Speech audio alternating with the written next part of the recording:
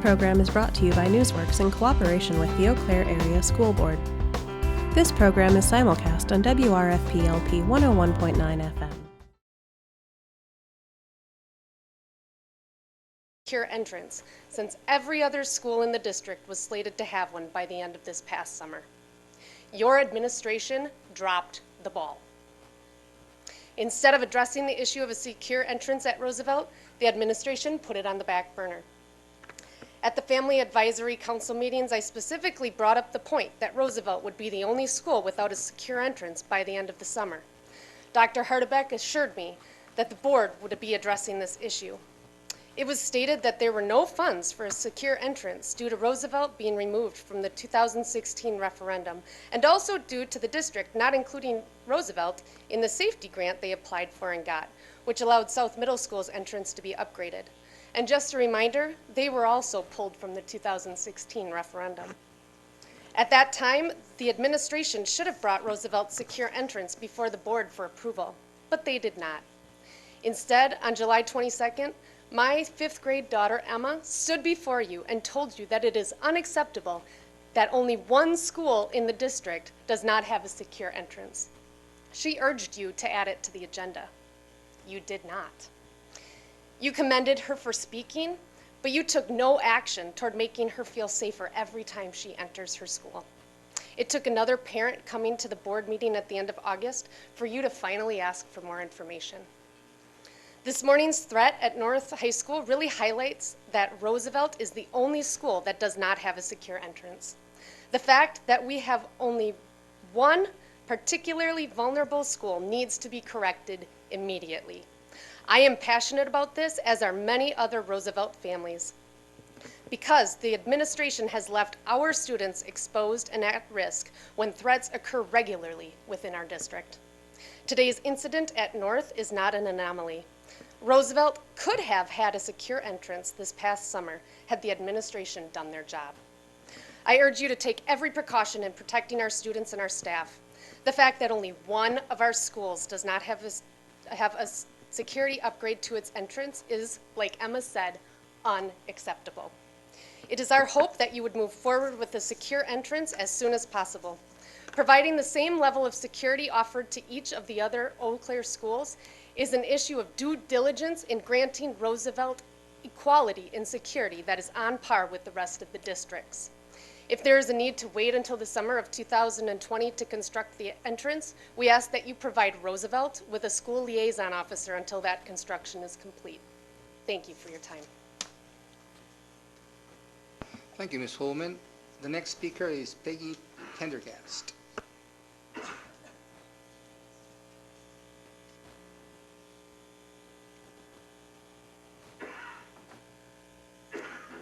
Hello, my name is Peggy Pendergast. I live at W7518 Langdale Road. I do know my address. I live in the town of Brunswick, and I too am just really concerned about what has just come to light about Little Red. My children went to Little Red, and so we all, I think, in the area have a soft spot for it. It was the community center, and the fact that we hear about all the time about overcrowding in schools and how they're on the watch list for the capacity makes me really concerned about the fact that we're thinking of selling this, but what's going to happen down the road in a couple of years? Are then we going to get a referendum that says we need to build a new school? I understand it's paid for. If you've never been there, I just really encourage you to go and just walk around out there, even this time of the year when things are a little wet and it's not as beautiful with the flowers, but it can be such a wonderful place for kids to learn. And I know that when we did the referendum, I'm sorry, I can't remember what year it was, 2002 maybe, to do Little Red and upgrade it a little bit. We had this huge celebration. People came, and it's just always a great place for the community to gather. I would just really hate to see that wasted if it were to be sold onto something else. So I just ask you to consider that. Thank you. Thank you, Mrs. Pendergast. The next speaker is Beth Ivankovic.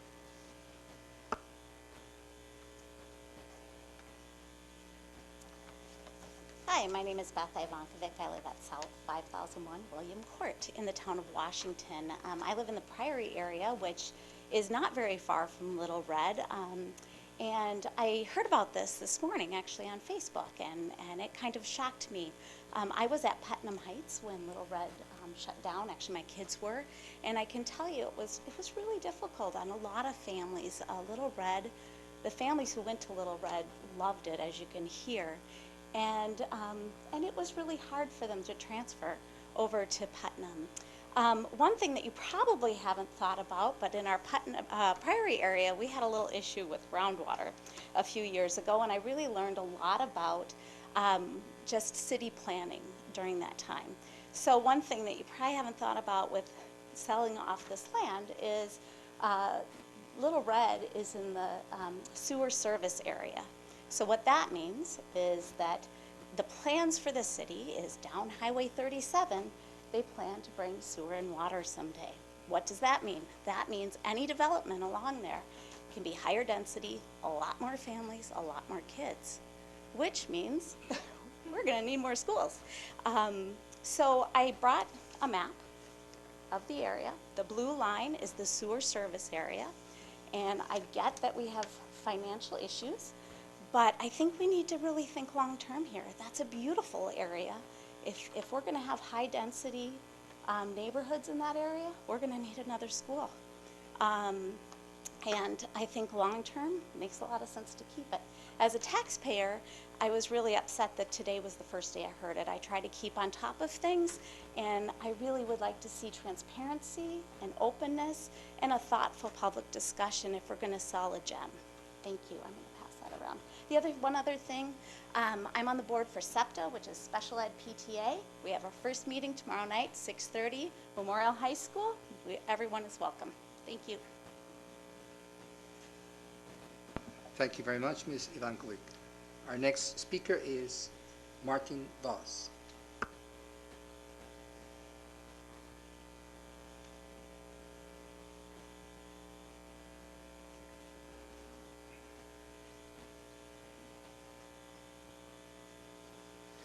Good evening. My name is Martin Voss. My address is S7345 County Road B in Eau Claire.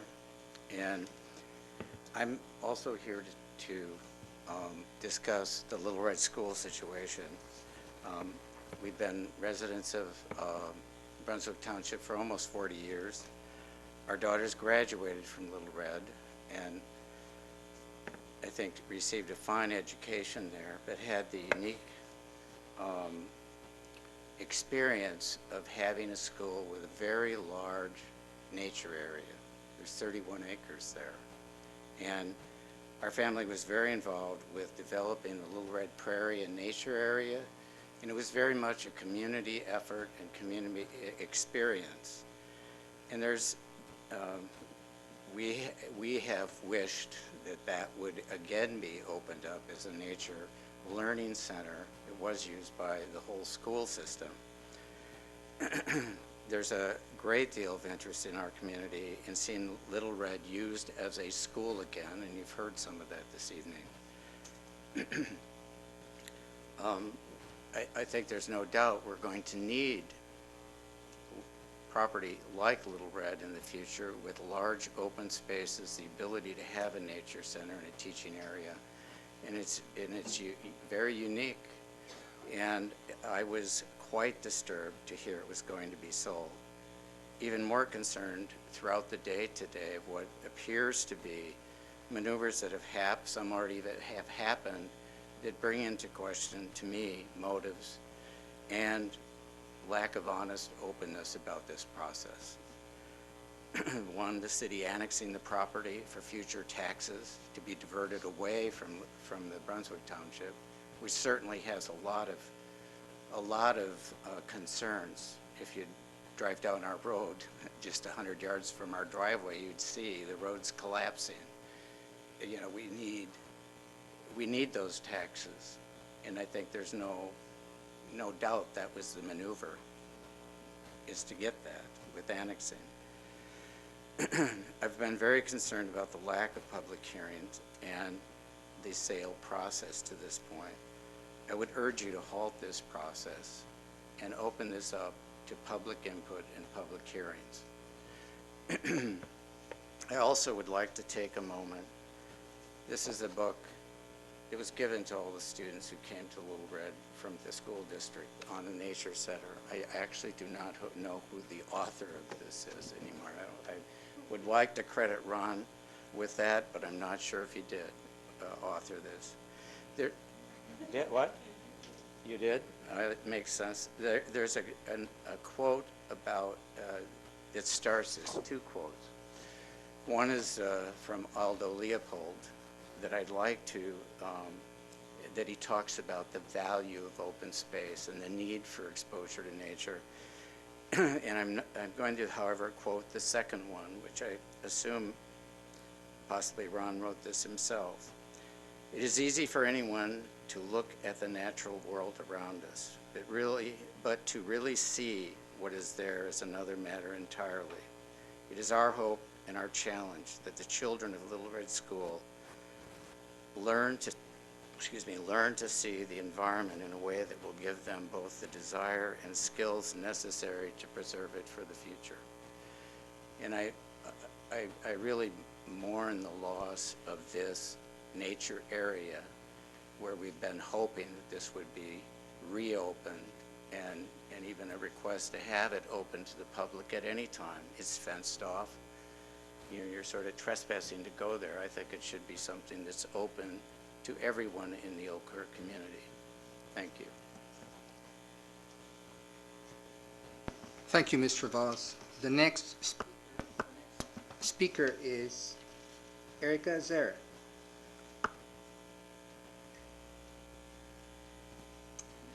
Hi there, Erica Zara, 1907 Badger Avenue, Eau Claire. A little over 18 months ago, after a fairly heavy snow, Karen Voss and I strapped on our snowshoes and we went for a walk through the trails on the grounds of Little Red. We walked the 30 acres, marveling at the trees and the birds. Karen, in her infinite natural resource wisdom, was pointing out different species of oaks, going off trails to check birdhouses, softly touching the dried up heads of native prairie plants. The relics of children, families, and volunteers surrounded us. It could have been very easy for us to be sad that day, sad about the fact that no children could enjoy it, sad about the fact that the little teaching area out in the woods was empty, sad about the fact that the beautiful new library on the east side of the building was sitting empty. It would have been very easy for us to complain and feel disheartened that such a beautiful space with so much history had gone to waste. And yet all we did was talk about possibilities. We dreamed up so many ideas for scientific study, exploration, summer school, and restoration. We talked about grants and partnerships. When we started our walk that day, we were greeted by a sign at the trailhead that reads, "Thank you to all of the volunteers, past, present, and future." Karen fits all of those boxes. I am here tonight as a volunteer for the future of Little Red. And I hope that you will join me in honoring the shared investment we all have in this space. First, I want to address the very practical need we all share in keeping this property a part of our district. The fact is that this district will likely go to referendum or at very least need to invest significant funds to expand district facilities, particularly to address overcrowding on the south side, or Roosevelt for that matter, and to increase space for 4K early learning programs. Why sell a perfectly good piece of property only to turn around and have to buy a new one? Sure, the building doesn't sit on the perfect spot on the property. Sure, the parking is wrong and the busing needs some creative troubleshooting, but all of those things can be fixed with a good architect, a little vision, and some imagination. Need isn't the only point of practicality. A little over a decade ago, taxpayers invested in a multi-million-dollar addition to the building, only to have it closed 1 year later. Just last year, the district purchased and installed a $300,000 boiler. Having been inside Little Red and having seen the condition of the property, I think the district will have a hard time convincing the public to purchase an additional building or property when they just sold a perfectly good one. To that point, Little Red isn't pretty good. It's not a pretty good piece of property. It is dripping with community investment. As I stated, we have invested monetarily, but also physically and emotionally. Karen told me the stories that day in the woods about building the retaining stairs and the hog-nosed snake, and showing the snake to the kids, which I was shocked at, and teaching kids to harvest native seeds and spread them. Those grounds tell the story of love and dedication and the investment of our community. Many people have dreamed of ideas for Little Red, myself included, and we have dreamed up ways to leverage its unique property and possibility to create a one-of-a-kind learning space for kids. Many of you have shared your own vision for the space with me, or in this setting. It doesn't matter so much how it happens or whose idea it is, kids should be learning at Little Red. Young kids, all kids, should learn at a place with the richness and possibility of that space. And if you don't know how to get there, ask us. Ask your community to support an initiative and a vision that gives our kids and the kids of public schools in Eau Claire the opportunity to learn in a diverse setting like Little Red. We will get behind you. Get the foundation involved, get creative. I cannot stay tonight as I have to prepare to be in my own classroom tomorrow, but I would ask that you pull the sale of Little Red from the consent agenda and vote to honor the investment your community has made in such a wonderful space. Thank you. Thank you, Ms. Sir. And the next speaker is Mr. Jeff Smith.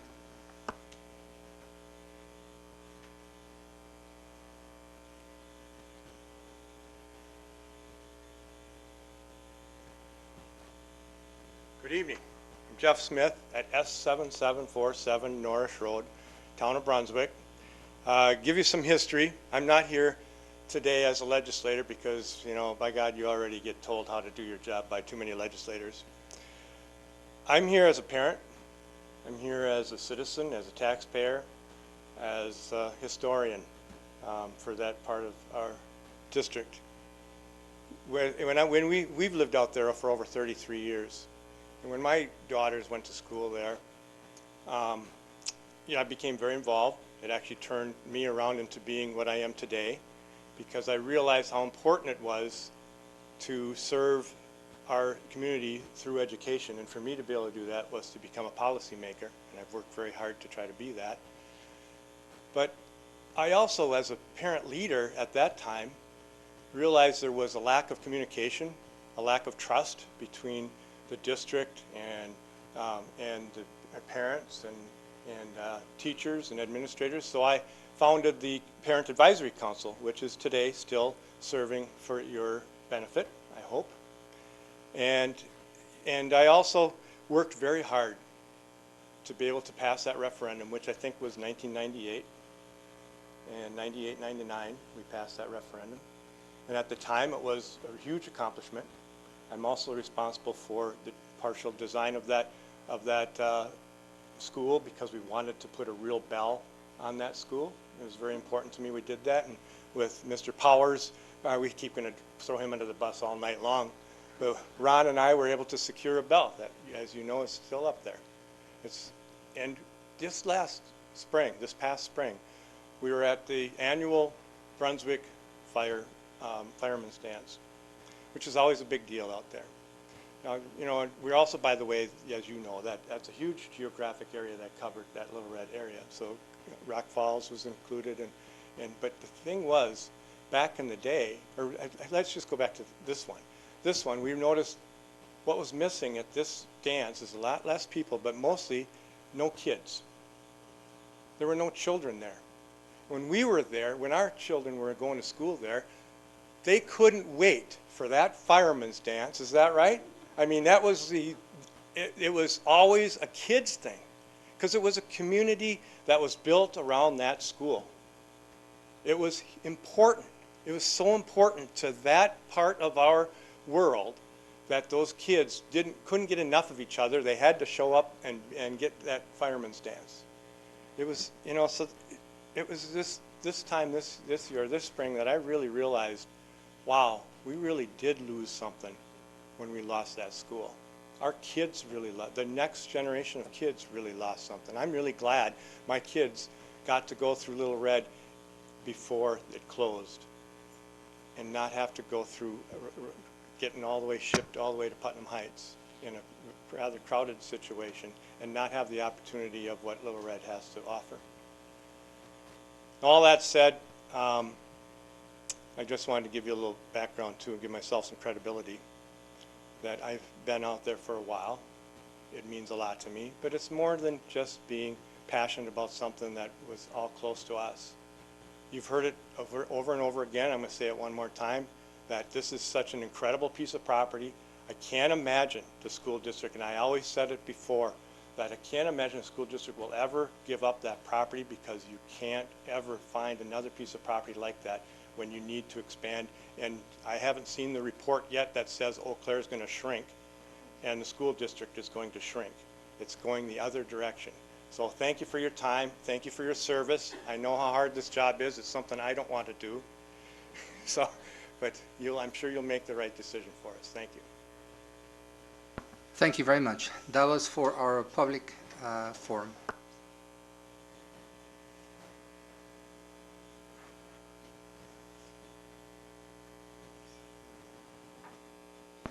Our next point in the agenda is the superintendent's report. Dr. Hardbeck. Good evening, everyone. First thing I'd like to do is to, I don't know if there's something wrong with my mic. It seems like there's an echo.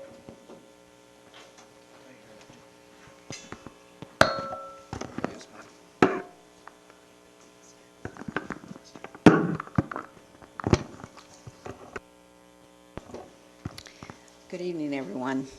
I'd like to review the upcoming events for the Board of Education. On September 10th, there will be a Budget Development Committee. It will take place at 1 p.m. That will be followed at 4 p.m. by a meeting of the LEAP Committee. On September 23rd, there will be a Policy and Governance Committee meeting, and that takes place at 8:30 a.m. And that will be followed that evening by a school board meeting at 7 p.m. On September 24th, there will be a Budget Development Committee meeting, and that will take place at 1 p.m. And on September 25th, there will be a school board work session, the purpose of which is to help prepare the board's professional development and governance, and that will take place at 5 p.m. All of these meetings will take place at the administration building. Tonight, I'm pleased to share that 16 of our ECASD schools have received recognition from the Wisconsin Response to Intervention Center. The Wisconsin Center's mission is to build the capacity of Wisconsin schools to develop and sustain equitable, multi-level systems of support to ensure success for all students. Recognition is given in the content areas of reading, mathematics, and behavior, and recognition is noted at the bronze, silver, gold, and platinum levels. This evening, we recognize the recipients of the silver recognition, which means the recipient schools have been documented improvements for 2 consecutive years and have received training in the framework, as well as PBIS Tiers 1 and 2. You may recall that at our last meeting, we recognized the bronze recipients. So the recipients of the silver recognition were Sam Davey Elementary School for Behavior, and I don't know if their principal is here tonight or not. I don't see him. Lakeshore Elementary for Behavior and Reading, the principal is Colleen Miner. Thank you, Colleen. If you just keep standing while we recognize you. Locust Lane Elementary for Behavior, and the principal is Lars Schlichting. Longfellow Elementary for Behavior, and the principal is Sarah Lynch. Manns Elementary for Behavior, Reading, and Math, and the principal is Heather Grant. Northwoods Elementary for Behavior, and the principal is Luke Stortle. Putnam Heights Elementary for Behavior, and the principal is Heidi Newman-Neeland. Heidi here? There she is. And Robbins Elementary for Behavior, the principal is Jake Donzie. Roosevelt Elementary for Behavior, the principal is Ben Dahlman. And Sherman Elementary for Behavior, and the principal is Joel Dimmock. So each school is receiving an award from the Wisconsin RTI Center for its efforts, and we want to congratulate all the schools for their efforts in supporting our students, not only in their learning in math and reading, but also in developing their social emotional development. So thank you very much.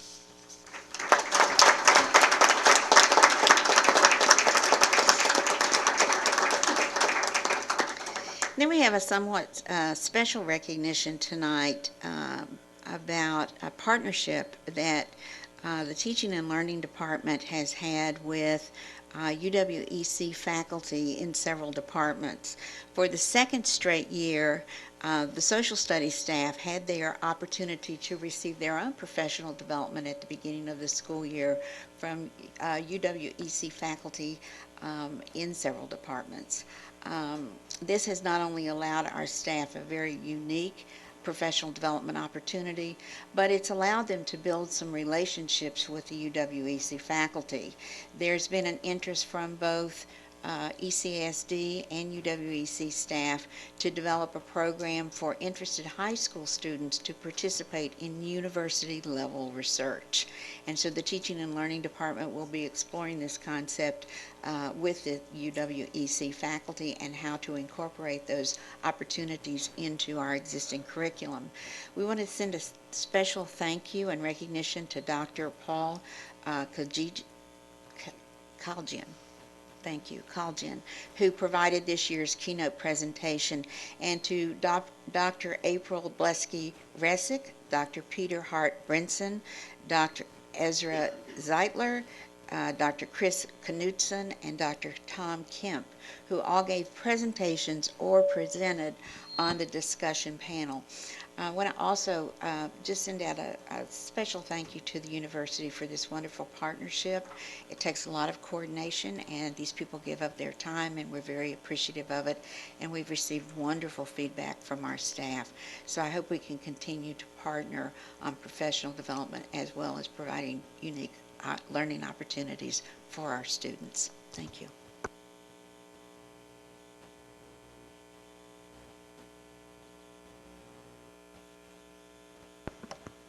Thank you, Dr. Hardwick. The next point in the agenda is the board's president report. I had the opportunity to participate last week in a community event that was designed to bring attention to gun violence. So it was an important opportunity to be present and stand up in solidarity with those families that have suffered loss to gun violence. And we had a time to reflect with the community about what it means. So we are very appreciative for the opportunity to share these thoughts with a larger community. I have saved this moment also to introduce our two new student representatives that will sit with us throughout the year in the board sessions. I'm pleased to welcome to their first school board meeting Morgan and Johnny, and they will be representing their respective high schools.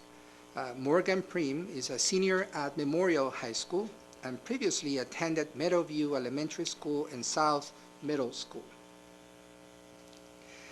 Morgan is an accomplished athlete. She is a 4-year varsity member of the Memorial Cross Country team and is serving as a team captain this season. She's earned Academic All-State, Honorable Mention All-Conference, and Academic All-Conference honors in cross country. Morgan also plays soccer in the spring and has been a varsity member for the past 2 years. Morgan is active in several clubs at Memorial, including National Honor Society, Key Club, the Fellowship of Christian Athletes. In her free time, believe me, she has free time, Morgan works a summer job at a local community-supported agricultural farm and enjoys attending athletic events and improv shows and spending time outdoors with her friends. She is interested in biological sciences and plans to pursue a career in biochemical, biomedical research. We also have Johnny Xiong. He is a senior at North High School and he previously attended Locust Lane Elementary and North Star Middle School. Johnny is a part of North High School varsity soccer team, and he was a part of choir and decided to join the school board as a student to voice North students' concerns. We are delighted to welcome you to your first session, and we are looking forward to your ideas and thoughts in the deliberations, and looking forward also to hearing your voice, sharing the big events from your schools. Thank you for joining us. We can give them a round of applause.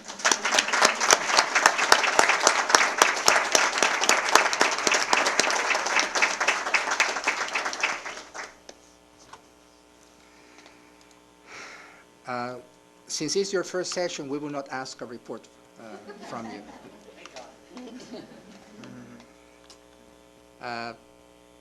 Our next point is other reports. So we will receive the reports from school board committees.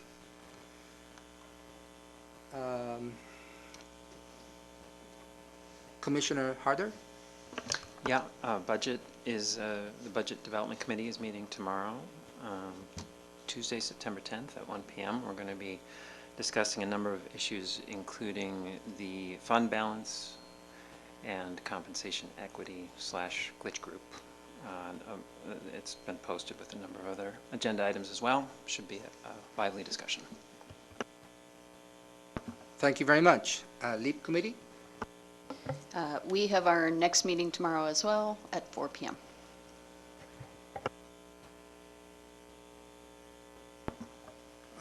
Policy and Governance met this morning, and we approved two drafts for full board consideration. One related to students' transportation using private vehicles, and another one clarifying some procedures for order change in ongoing projects. We have other items in our agenda that we are working on, but are not ready yet to be forwarded to the board. Demo and Trends.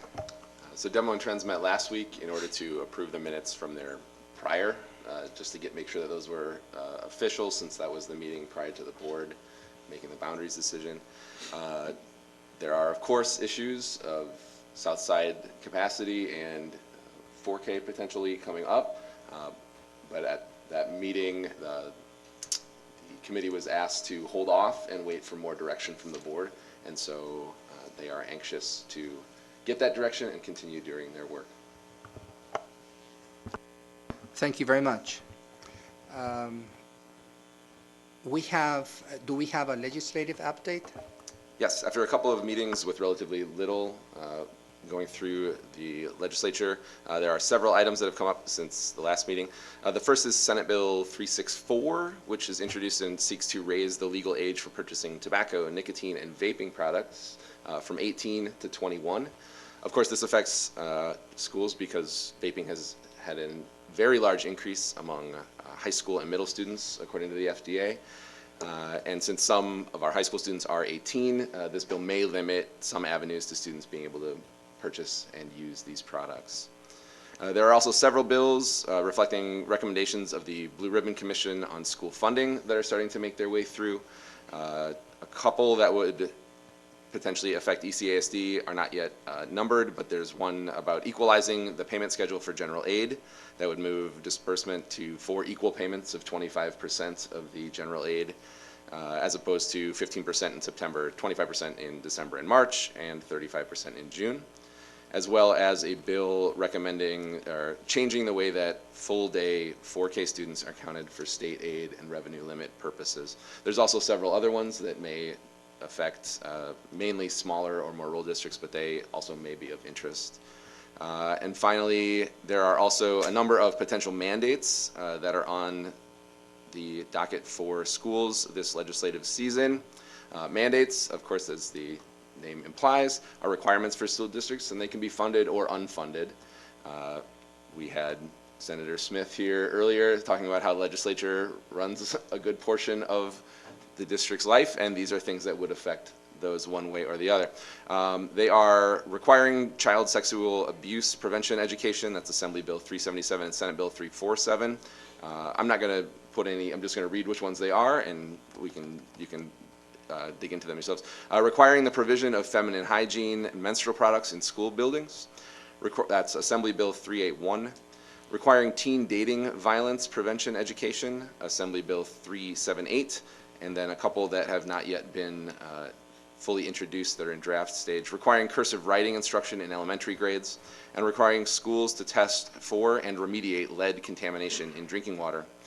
As always, if you're interested in more information on these bills or others, please contact your state representatives, one of whom is here tonight, if you'd like to really get it going right away.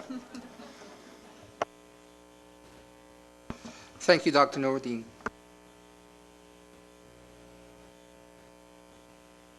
Our next point in the agenda is the consent resolution agenda. The board will consider approval of the consent resolution agenda items. For the consent agenda, the board has been furnished with background material on each item or has discussed it at a previous meeting. This will be acted upon with one vote without discussion. If a board member wants to discuss any item, it will be pulled out of the consent agenda and voted separately.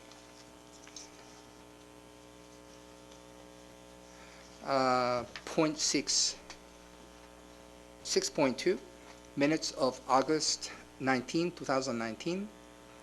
6.3, minutes of closed session, August 19, 2019. 6.4, Human Resources Employment Report. 6.5, Sale of Property. I'd like that pulled, please. Item 6.5 has been pulled. We will proceed to voting the consent agenda without point 6.5.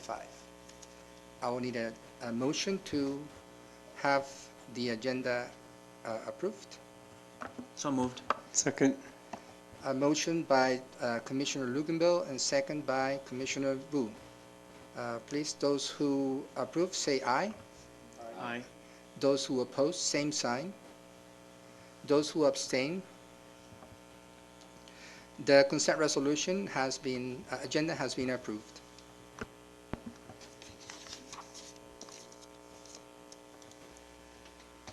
We will discuss separately 6.5, sale of property. This gives us the opportunity to share with the public that over the past few weeks, the board has been studying the possibility of selling former Little Red School property. So you can understand the rationale behind this consideration. There were mainly 3 points that informed our conversation.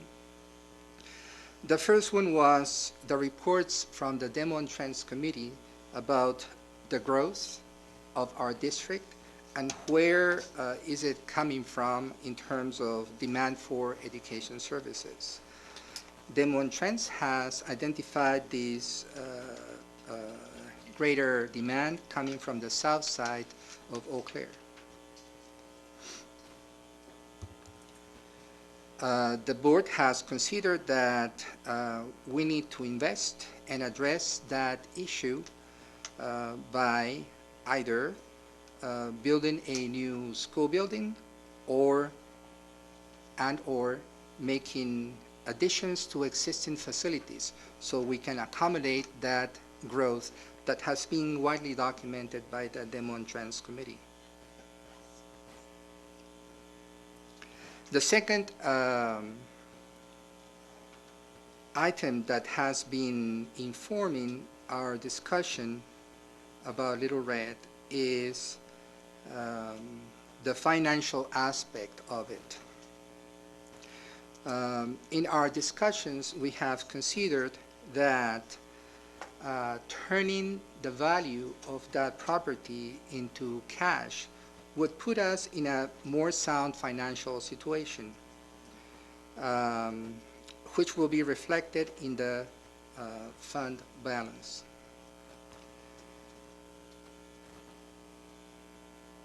Of course, the funds will be designated for growth, the needs for growth in terms of buildings, but we have not decided yet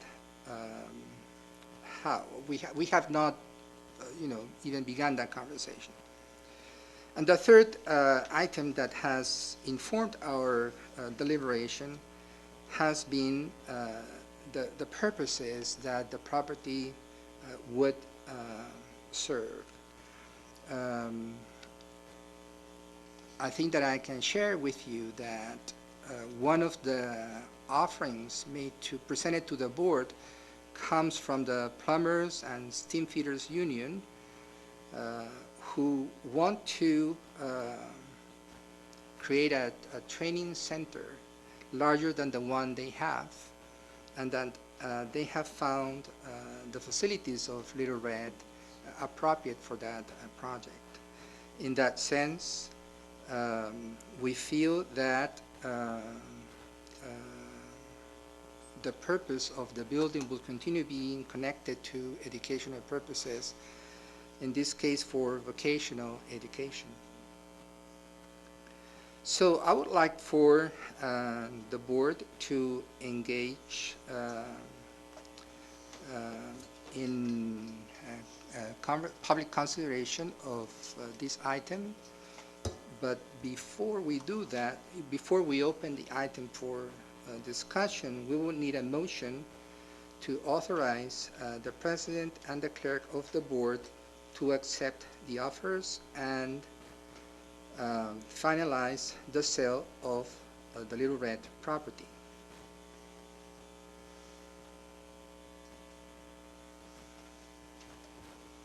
So moved. A motion to moved by Commissioner Luginbaugh. Second. Second, Commissioner Klinkhammer. The item is on the table for discussion. Can I ask a question? Yes, sir. Commissioner Luginbaugh? My first question, I noticed the gentleman, his name escapes me, from the town of Brunswick spoke about legal considerations, legal concerns that he had. I'm wondering if there is currently a deed restriction in place, or what kind of restrictions there might be regarding land transfers or anything of that nature. We've talked with the attorneys today, and the attorneys have confirmed with the title company that there is not any land restrictions or anything recorded as part of the original deed. Thank you, Ms. Johnson.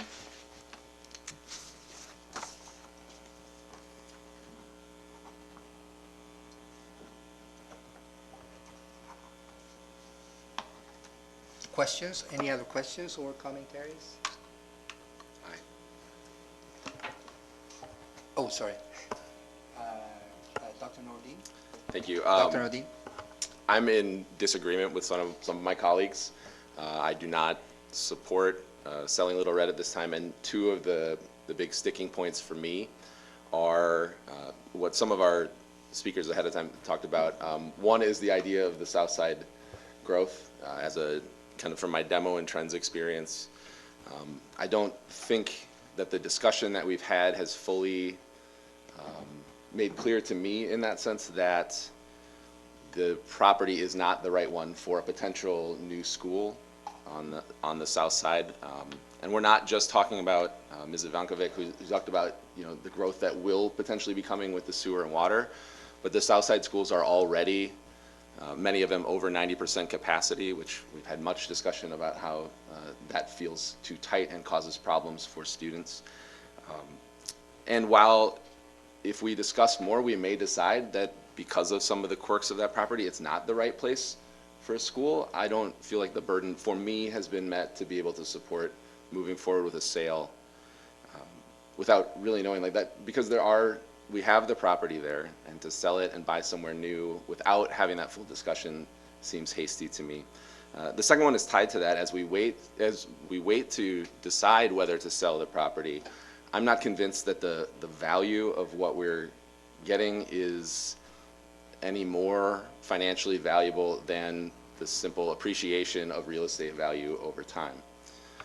Yes, there is some positive effect to our fund balance, but when we're talking annually about running a deficit of $3 to $5 million, and we're working to cut and do those things, a one-time shot of $620,000 is not going to really make a big drop in that bucket. It will be a one-time injection, but for me, it hasn't met that.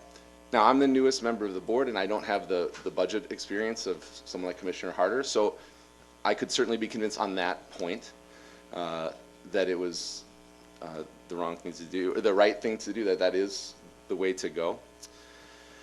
But overall, I don't think that this is the right decision at this time. I hope some of the board members will agree with me, but if not, I would also, as the newest member of the board, like to thank my colleagues. I think that our discussion about this and the pros and cons has been very rich and thoughtful. The collaboration in our closed session meetings has been has made it okay for us to disagree as colleagues, but to still all be working towards the same goal, which is the betterment of the district. So, I'm obviously in disagreement with some of you, but I thank you for the way that we've approached this. But I hope you'll join me in opposing this. Thank you, Dr. Nordin. Commissioner Harder. Yeah, for similar reasons, I'm not going to support this motion. I think the purpose of the property and the notion of the sale, there are a lot of positives to the deal that's on the table here. And I wouldn't be heartbroken to see it happen, but I would like to see it happen in a way that just gives us an opportunity as a board to show our work a little better to the taxpayers of the community, and also to those who have an emotional investment in this place. That matters too. Even speaking as a cold-hearted budget person, it does matter. So especially when we have a referendum likely coming up. And I think it's important to keep our community engaged for that reason. So that's why I won't be supporting this motion tonight, but I'm hopeful that we can move forward. I will say my suggestion as an alternative to approving the motion would be to bring the idea to the Demo Trends Committee for some commentary. And just in terms of with the situation that we know we're in, the projections we have, as good or as bad as they are, where does this sale fit into that mix? And what are the pros and cons of a sale versus retaining the property? Commissioner Klinkhammer. Thank you. I am going to support the motion tonight, and one of the reasons is that we have had a lot of discussion about this, and I agree with Dr. Nordin that we've had a lot of thoughtful discussion about it, and I'm sorry you couldn't be there for some of it, Mr. Harder, but the point that sticks out to me, and one of the things that I really appreciate about the sale of this property, is the fact that it's going to a organization whose mission is educational. And the partnership, we give a lot of lip service to post-secondary readiness in all of those forms. And this is a really unique opportunity for the district to partner with an organization that provides vocational education to adults. And I think it's a unique opportunity for us to connect with them and make connections for our students that aren't necessarily college bound, but have that post-secondary aspiration. So in that regard, I think it's a positive for the district, and I'll be supporting it. Thank you.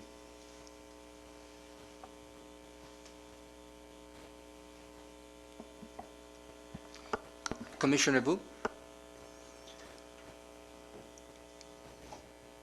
This is a very difficult decision to be making due to the absence of information.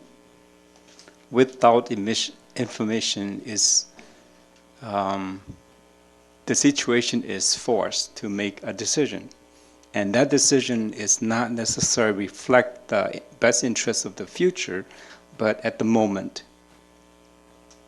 I believe this issue of Little Red came about for a long time, but it was not looked at until reactively someone brought it to the table. As a board member, I don't intend to vote passively, but because this issue was not intentionally looked at, and now we have a pressing decision to make, I would be making a decision based on the physical responsibility as a board member. Currently, we are facing with budget deficit, and we are hanging on to something that we don't know what the real future outcome of that property is. Why hanging on things and to make it more simple for all of us to grab? If anything, you have it in a house and you don't use it for 1 to 2 years, let it go. Why do you keep on hanging to it? Adding to more stress to the house, blocking the opportunity for something else to grow. So my point is, if it's something that's that valuable, this Eau Claire community is that big, how come there's only one small segment of voice about this very important piece of item that impact the whole Eau Claire? Perhaps it's not the best interest for the whole community to not vote on a presenting bill that needs to decide on tonight. In front of me, there are data that make sense to let go and save the district budget issue. So I'm compelled to vote yes tonight.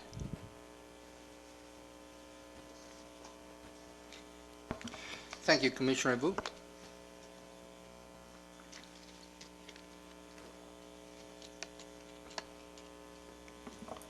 Commissioner Bika? Thank you. I also feel like I have enough information from our conversations that it is financially the right thing to do. I want to speak to the emotional piece of that, the heart that is in that land. I've seen the land, and my colleagues were kind enough to listen to my stories in closed session about what the Nature Center in my school district meant to me. And I think that that land is a rich environmental resource. I think we all acknowledge that, and it's part of a struggle that we had. And I think that we are so fortunate. What I didn't have, but we are fortunate to have in Eau Claire, is the beautiful land. And we're so lucky in so many schools and areas around our schools to have rich environmental resources. So it's important to me to know that emotion matters, and we talked about the love of that land. Thank you, Dr. Bika. Commissioner Luganville? Thank you. I too completely understand the emotions around this building because of the deep history with Little Red. It's a difficult, the nature of this work, this public work, that so much of it has to be private if you're talking about a negotiation. When someone initially contacts you, and you have those, we, on the part of our district, you have to look at what is this asset that we have and determine what the value of it is and have those conversations, and that negotiation back and forth. And so much of that, as much as it would be nice to play it out in public, it can't. And so that's a difficult place to be, and so I understand why people are frustrated. Before I go on, I want to ask a question of Commissioner Harder, if you'll indulge me. What, I guess, what would you see the benefit being of demo trends conversation? Well, my hope would be that they can validate this and articulate the underpinnings of it and say, look, here's scenario A where we hold on to Little Red, here's scenario B where we don't, and here's some things that flow out of those two possibilities. Just so we can say, okay, we've looked at it, and now we can point to that and say to the public, this is how we came to this decision. You know, the demo and trends may not even provide the conclusion. They may just provide some information that gives it a richer context for this conversation and for this decision to be made. So that's really what I'm looking for. I'm not looking to stop this deal. As I said, I think there's a lot of good aspects to the deal that was put together, and as Commissioner Klinkhammer pointed out, it was put together without, I was absent, I was in Europe, so, you know, but I came back and I'm happy with a lot of things that are aspects of this, especially the educational piece. And I think the Plumbers Union is a good buyer, but I would be interested to know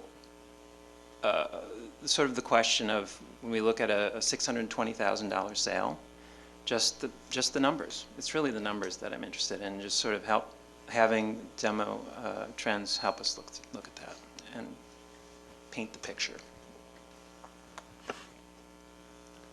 Okay, and that's helpful. I guess for me, and we all come at this from a little bit different perspective because we've been on for different periods of time, or we've served on different committees. So for me, I've been on this board since, you know, April 2015.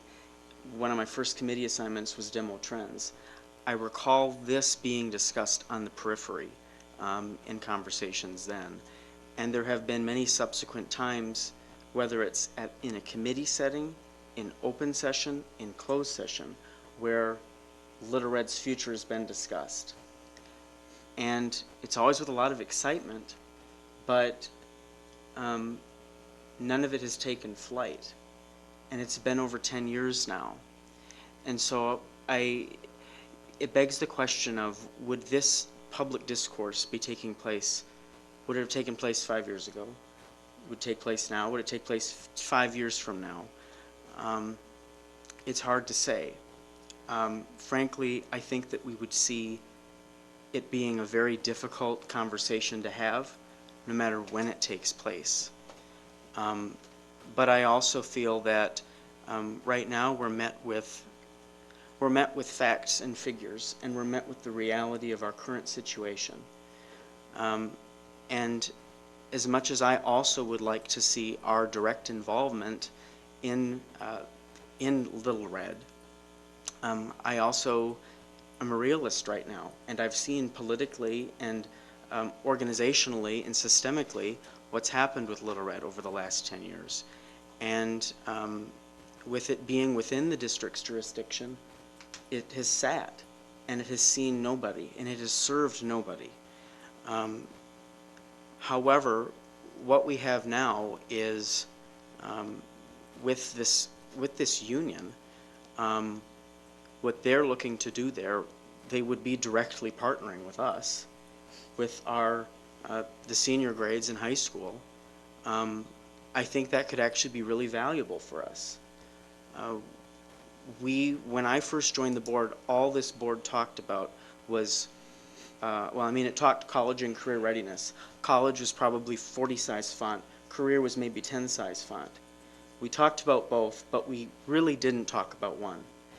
And I feel like that's a valuable part of our community, and as far as the trades go. So I see that as a potentially very good partner for our district. This is, of course, mirrored with what are we dealing with right now? We have a community group that has put forward proposals to this board. Those proposals are have not been supported by the board for various reasons. And some of us around the table have been excited about those proposals, but they didn't take flight. And now I'm really excited for that group, that they have partnership with an outside district, not us. I'm sad it's not us, but they have a partnership and they have a new school, and I'm so excited for them. And we have, out of that program, we have teachers within our district who are proposing kind of similar programs that in many ways mirror what that initial proposal was about.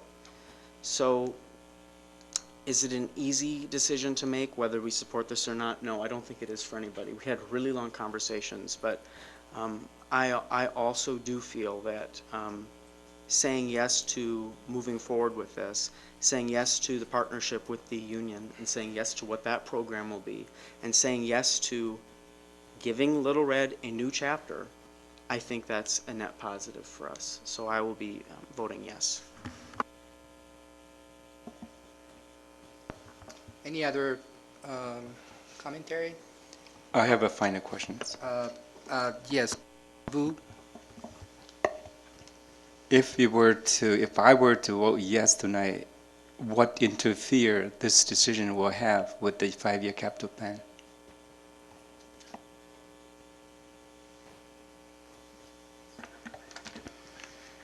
There isn't anything on at Little Red on the 5-year capital plan at this point. Thank you. Commissioner Harder? Yeah, and since we've sort of engaged a little bit, and I think what it comes down to, Joe, is especially as chair of the budget committee, I just want to be able to articulate the cost benefit of this, the calculation that we did as a group. I want to be able to articulate that more clearly than I can tonight. And again, I have been absent from those discussions, so maybe you guys can help me make the case along the way, but if the vote goes the way it sounds like it's going to go. But yeah, just that's the reason why I would be voting no tonight. Not because of any, again, it could be really a great thing for this. It certainly would be great to be seeing Little Red in use again and not just sitting idle, and for the district to have some material benefit from it and for it to be actively in use. So. Thank you very much. Being there no more discussion, then we'll proceed to a vote. Let's do a roll call for the vote.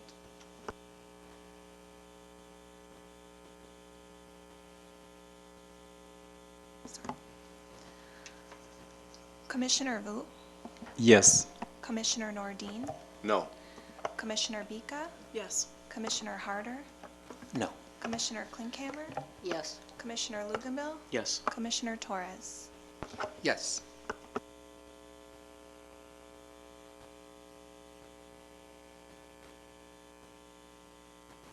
First, and proceed to finalize the sale of Little Red property.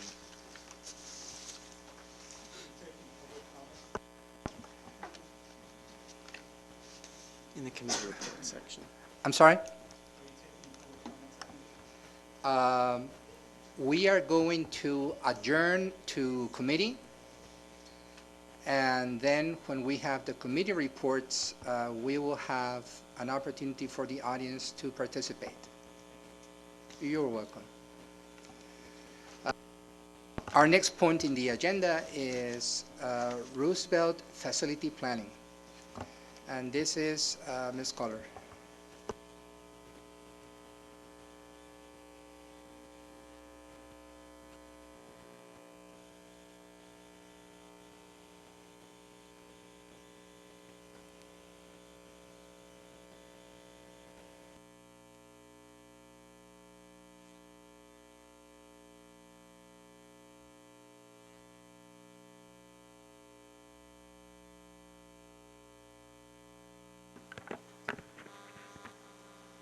Good evening. Tonight I'd like to share with you an update regarding Roosevelt facility planning. Let me see, is that really loud? Sorry. There's actually quite a bit of alignment to the strategic plan when we talk about facility planning. Is that what it is?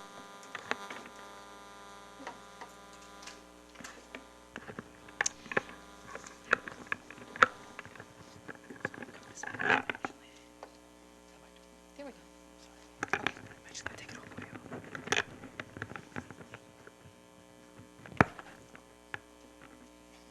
Okay. Sorry. Nobody noticed. Okay, I'd like to talk again about the alignment to the strategic plan. You will see when we talk about facility planning specific to Roosevelt, there are really probably two things for the most part that this would align to. The first being student social emotional growth and our commitment to maintain a safe and supportive learning environment for students, and then also our partnerships with family and community and the community, and our pledge to collaborate with parents and community partners on district and school level goals and priorities. What might not be quite as obvious is that when we talk facility planning, it also really does help us maintain high quality staff, and it helps us, as we've discussed with demo and trends, it does help us with programming and academic achievement.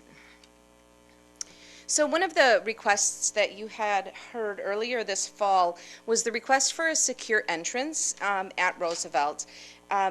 The board inquired about the addition of a secured entrance, and I wanted to share with you just a little bit about what that would entail at Roosevelt. So the estimated cost for a secure entrance would be about $200,000.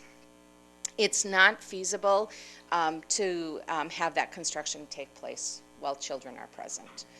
So we would be concerned about many things if the construction took place while children were there. One would be safety at a construction site. Another would be just the impact on the learning environment when construction was taking place. So for the most part, our construction season in the Eau Claire School District runs about 11 weeks, and that would be from the last day of school to the first day of school. If a secure entrance were to be built in the summer of 2020, the timeline for that actually needs to begin, or should have begun, really within the last couple of weeks.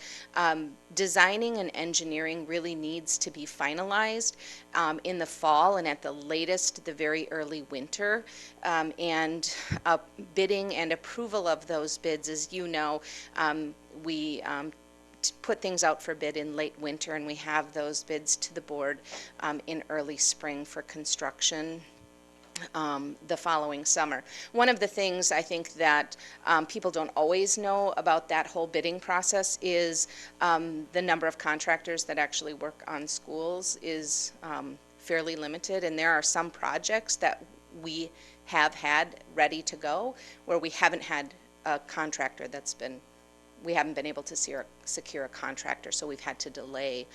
So we don't want to be in that situation, and one of the ways we avoid that situation is by putting those bids out early and trying to get on the contractors lists right away so that we're a priority.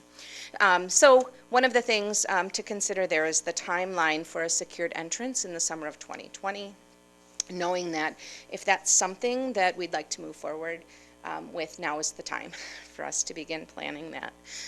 So knowing that construction when children are present isn't feasible, we really needed to look at safety in 2019-20. So the school spent quite a bit of time, Principal Dahlman really worked with Eau Claire School District safety and security staff and with the Eau Claire Police Department to develop a plan. And I want to share some points of this plan with you tonight so that you'll have an idea of what Roosevelt will look like in lieu of having a secure entrance made of brick and mortar.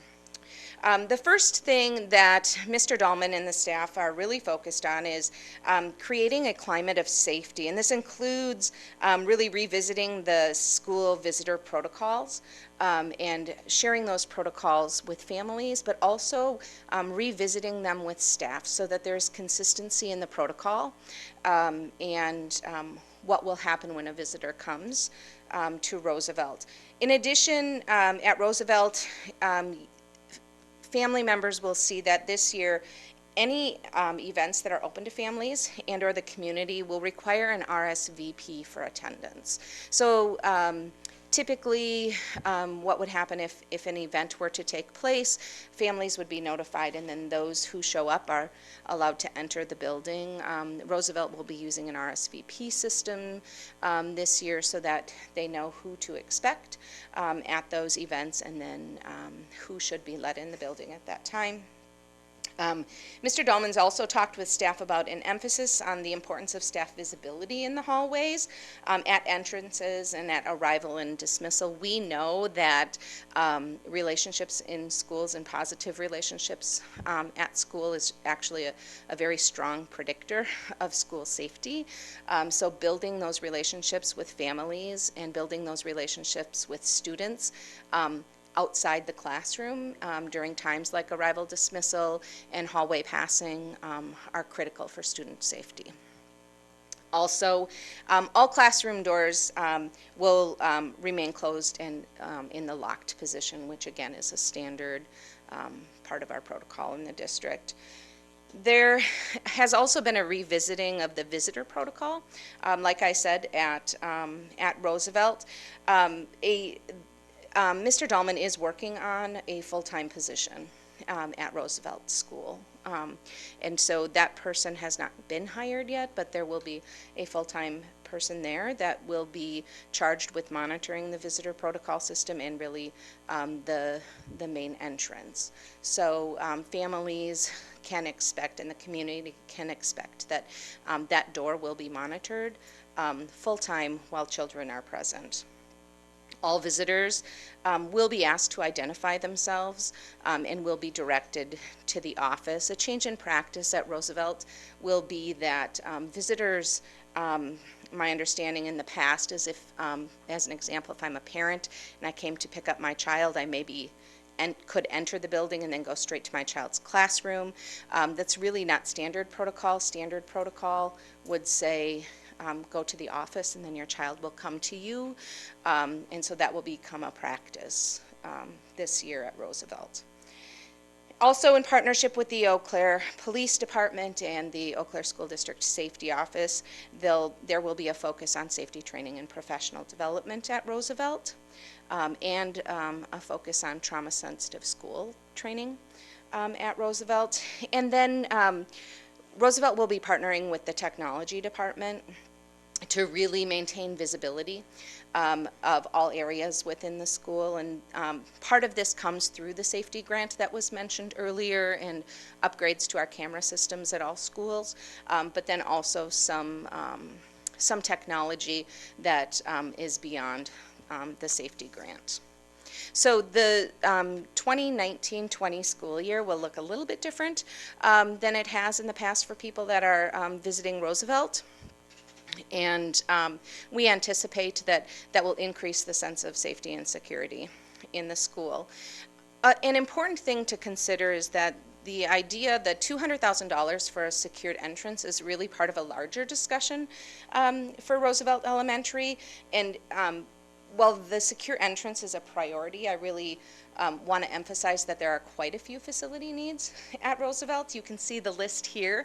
Roosevelt has about $2.1 million in deferred maintenance costs right now that include roofing, windows, paving, flooring, toilet rooms, the fire alarm system, electrical upgrades, and some other small changes that would be needed. And that is something that we want to keep kind of at the forefront, that this is a need for the school, and at some point we will need some direction as far as when and how that deferred maintenance will occur. And so with that, I'm ready for any discussion or questions. Thank you, Ms. Scholar. Any questions from the board? Commissioner Luganville? Yes, thank you for this presentation and for your work on this. I think I can speak for everyone in this room that we want to see a secure entrance at Roosevelt as soon as possible. Wondering just logistically, do you need a vote from us regarding that at our next meeting on that expenditure, or would you want that to be rolled into the larger capital improvement plan? What are you seeing as far as that timeline on our? Sorry to interrupt. No, you're fine. Just as far as us providing that directive that we, yes, we want to see that happen. So I think, and correct me if I'm wrong, Dr. Hardebeck, the 5-year capital plan happens in a couple of ways. One is we just look at priorities within the district, and we would then schedule the priorities with the funds that we have. And in other cases, we have had direction from the board saying this is where we would like the 5-year capital plan to be assigned. So either option could work. Okay. So, I mean, is there anything that you need from this board to get going on the process you said in like the first slide that you really need to start that work? Is there anything that you need from us as far as a formal vote to get going on that? I think it would be helpful to have input from the board and some direction regarding that. Okay. Yeah, and I'll just say personally, I support that, having that in the summer. I wish we could do it sooner, but we know we can't have it when students are there. As far as the other piece with a staff member, I'm curious if that's been posted, or if it hasn't been selected yet, I'm wondering about the possibility of, I know that we have with our arrangement with the police department with having school resource officers, it's a certain percentage that the district puts in for that contract, if that's something that could be done, or if the safety monitor person, if they aren't a police officer, what kind of training would they have with the police department? I'm just curious about that. And we actually have, so I think there were two questions with that. One, has it been, it has not been hired. Has it been posted? I know that there was discussion today, and there might need to be maybe a little bit more discussion, but I would anticipate it would be publicly posted, or, you know, in our, where we have our postings within a day or two at the most. So it has not been hired, but I know the posting is at least in draft form, if not close to final draft form. And then second, as far as the training, yes, the Eau Claire Police Department is partnering with us for training. In fact, we have some training scheduled for early to mid-September for all buildings, and Roosevelt would be included with that. But then I also know with a new staff member, they would also work closely to train that person, along with Eau Claire Safety and Security staff who would help to train. Commissioner Harder? Yeah, thank you. And thanks for this report. I agree with Commissioner Luganville's notion of getting this done as quickly as possible. And I'm reminded of the culinary approval that we did about a year ago. It was quite a bit more than this, actually, but would that be a similar process? Right. Yeah. And I think, so I just voice my support for this. But the question has been raised about having a liaison officer actually on the premises. I don't know if that's come up in discussions internally at all. Well, I have had conversations with liaison officers about that, and the posting would not be necessarily for a liaison officer. I think that is part of what our liaison officers do. Our liaison officers do much, much more than that as well. So the piece that we could train somebody on, I would say, I don't want to necessarily give percents, but it is an important responsibility of liaison officers. It is not the only responsibility of liaison officers. And that, just one more follow-up. So that's kind of the standard MO for for this is to have the liaison officer train, although this is special because of the lack of a secure entrance, to add this extra staff member. It is, although we do have, we have a monitor, our high schools have a monitor, and liaison officers do help train those folks, as well as our safety and security staff. So the position itself does exist, just not, in a school that serves many more students than the size of Roosevelt. So we'll just take that model and put it at Roosevelt. That's great, thank you. Commissioner Wu? Thank you for asking for board's directions. I want to echo the information from Director Larry Summer. When I was in the Demo and Trans Committee, we looked at the need of Roosevelt, particularly the deferral list that you mentioned about. And he brought up the idea that we can either respond to those lists with the understanding that it could be redundant if you don't look at the possibility of a new Roosevelt completely. Right. So the decision to postpone doing all this was not due to the negligence of a particular group. It was for the best interest of the children in that building. What could happen for the best interest of the money that we have. So it was only recently that a decision is made to keep Roosevelt the way it is. So with that, I believe secure entrance was highly recommended and was going to be the one priority that take place if that building is to stay. So without reservation, you have the green light to proceed with that upgrade that is long overdue. Thank you.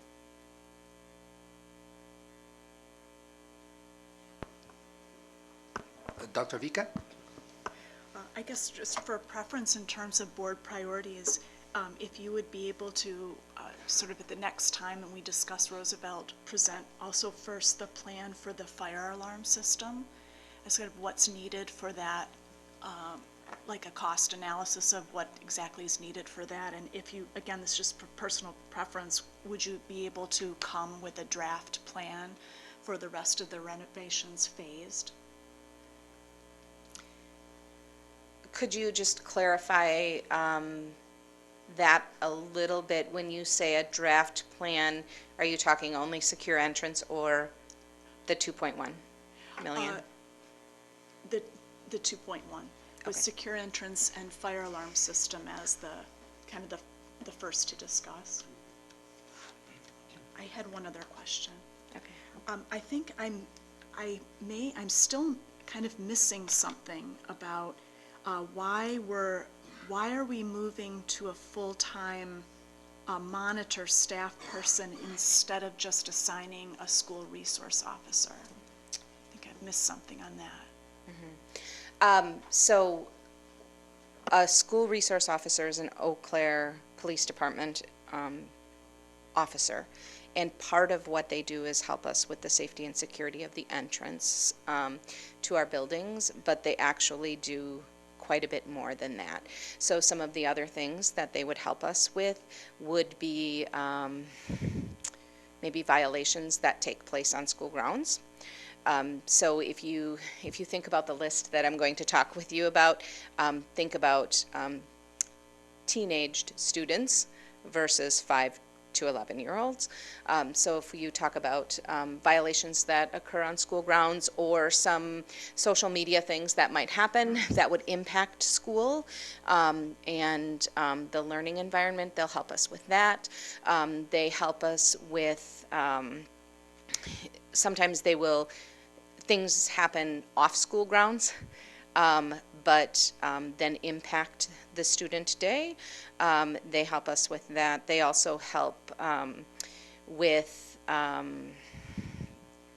drug use, vaping, alcohol, that sort of thing, or some of those risky behaviors that we see more often in teenagers.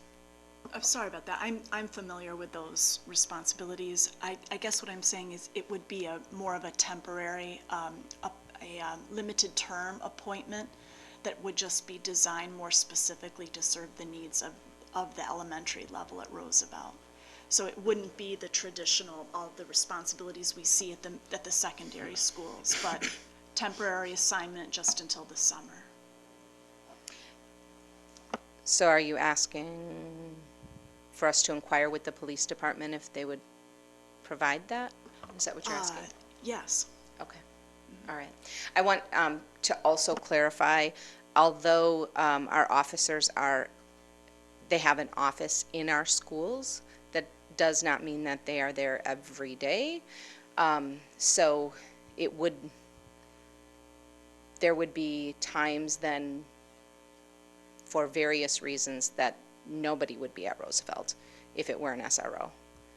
So as an example, if there's an emergency in the city, because they are police officers, they respond to the emergency in the city, and then they're not in the school. I think you'd follow where you have staff who have monitor responsibilities and the school resource officer kind of working in tandem there in buildings. So it would be modeled after that approach.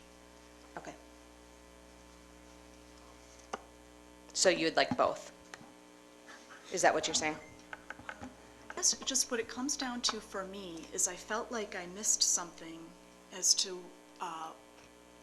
why we weren't first considering a school resource officer, like that approach designed for that building and a temporary basis till summer. Okay. I think that's the root of my question, and I'm sorry to be, I don't know how to ask it other than that way. I would, because of the other responsibilities of an SRO, so I'll speak to you as an elementary principal. The SRO, I would call a school resource officer for assistance in my building fewer than 5 times per year.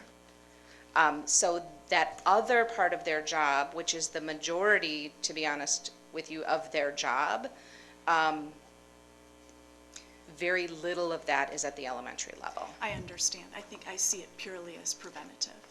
And I know it's not what we typically, it's not typically how we engage with the SROs. I understand that. Yeah. So can I just, to clarify again, then I can talk with the police department about a school resource officer there, and are you saying in addition to, so a school resource officer and the position that we have posted, or a school resource officer in lieu of a position that we have posted?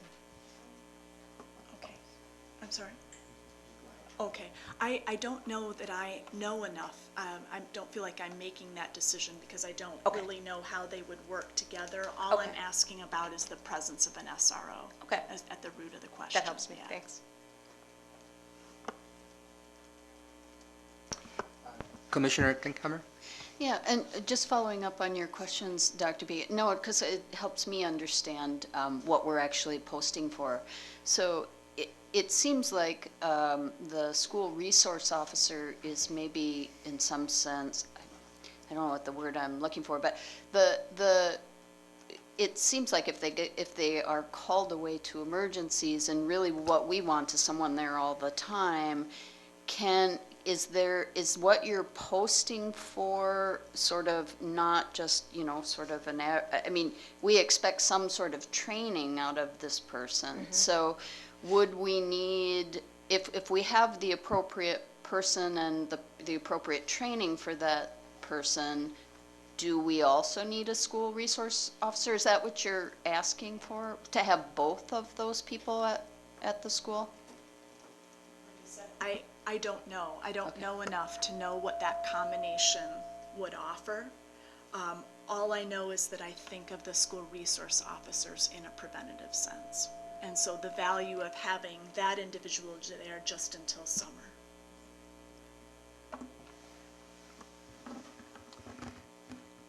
Commissioner Luganville?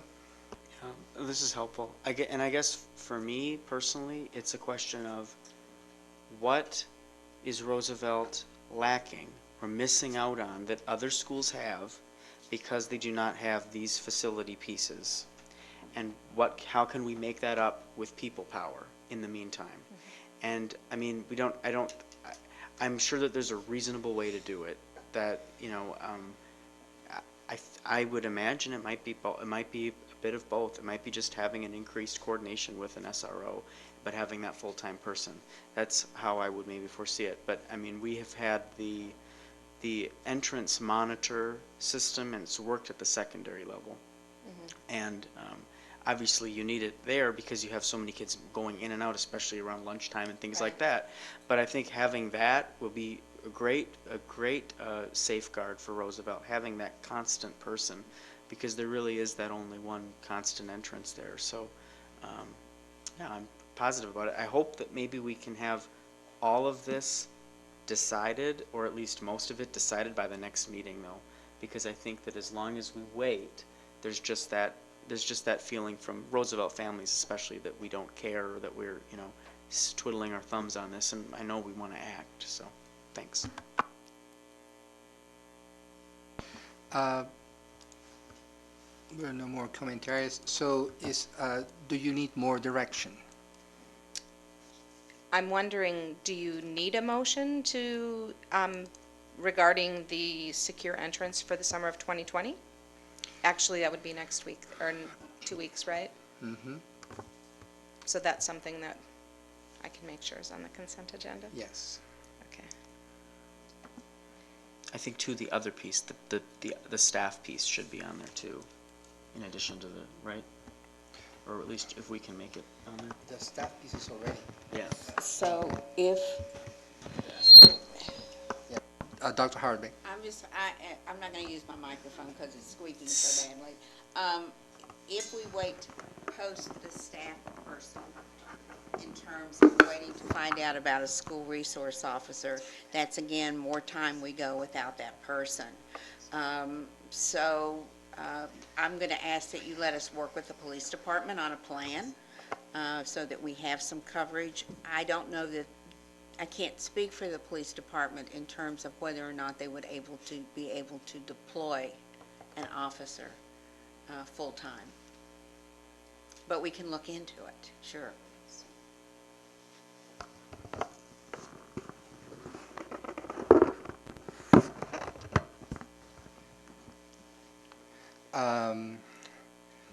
I think that I'm interpreting that consensus. You may go ahead in that direction and have that plan ready for our next session, the full plan.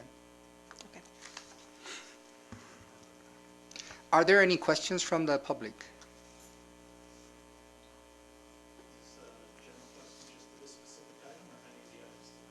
To this item. Thank you. Our next point in the agenda is Summer School 2019 report. And this report comes with Mr. Schmidt.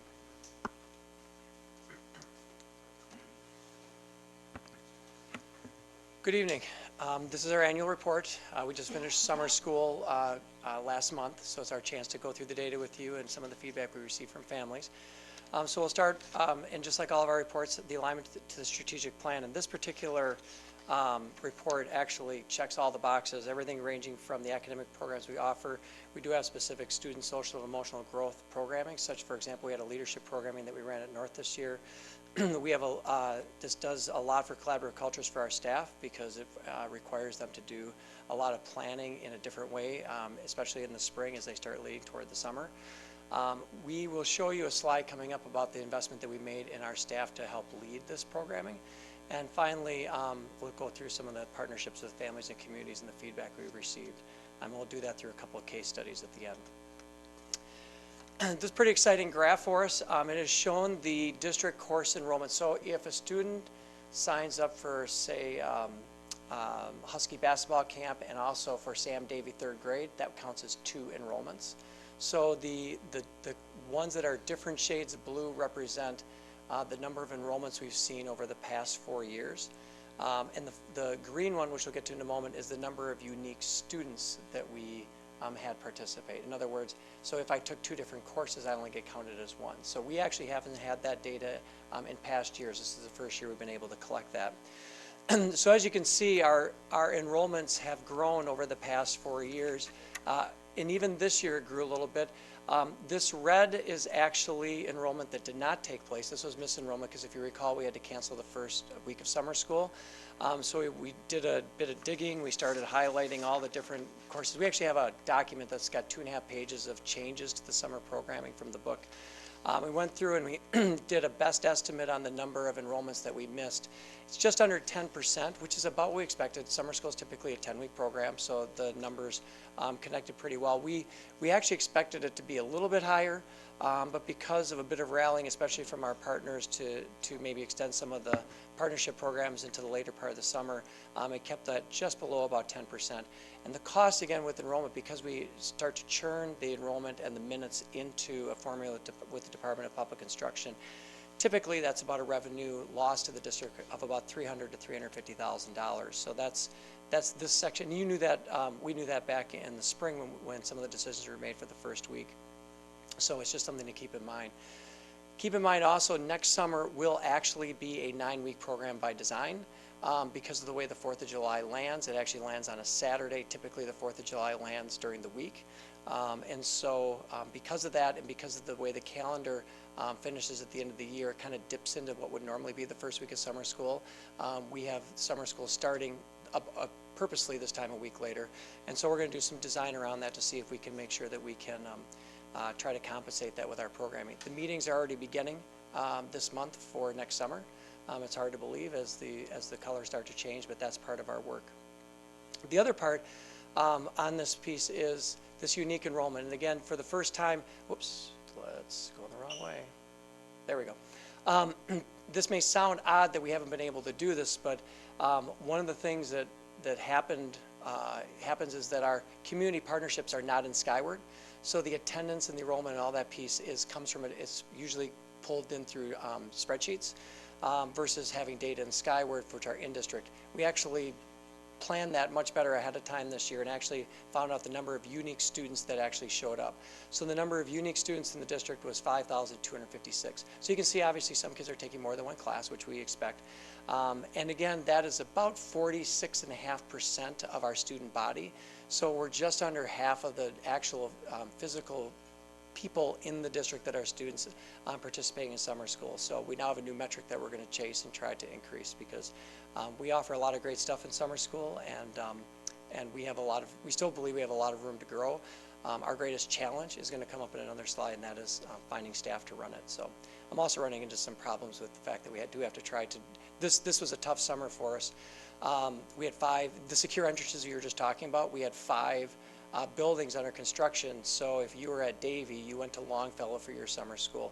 If you were at Flynn, you went to Putnam. If you were at Meadowview, you went to Mans. If you were at Locust Lane, you went to Roosevelt. And if you were at Northwoods, you went to Robbins. So it was amazing considering all that, the malleability of our families and our staff and student transit to help us get folks to where they needed to be.